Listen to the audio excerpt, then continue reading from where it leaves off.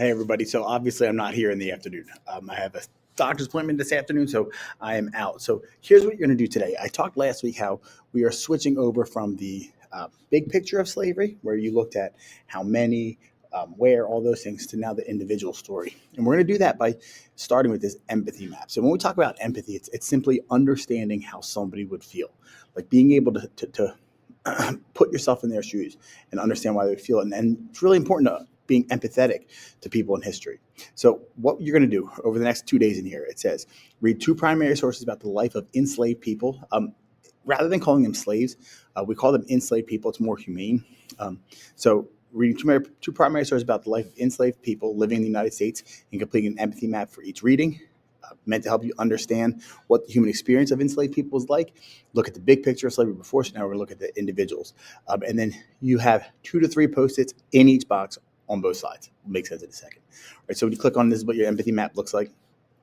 It says provides 4 major areas for you to focus on.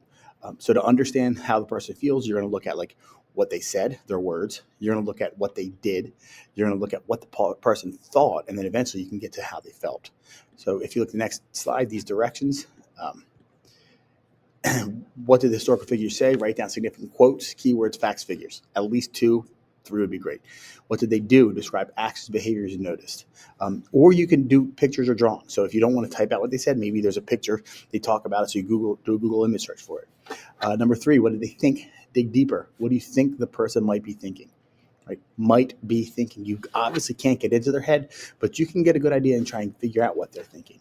What are their motivations, goals, needs, desires? What does this tell you about their beliefs? So like, if you were that person, what would you be thinking? And then finally, how do they feel? What emotions might your person be feeling? Take some time to think about things like body language and their choice of words and their voice into the account. Right? So that's kind of the 4 main goals. If you look, there are a total of it's actually like 19 because there's 10 in here, and then there's a number of other sources. And then if you want to, you can watch Frederick Douglass's speech here. So it says choose 2 of the primary sources, and then it says in the speaker notes, write who your slide is about on the choice of the right.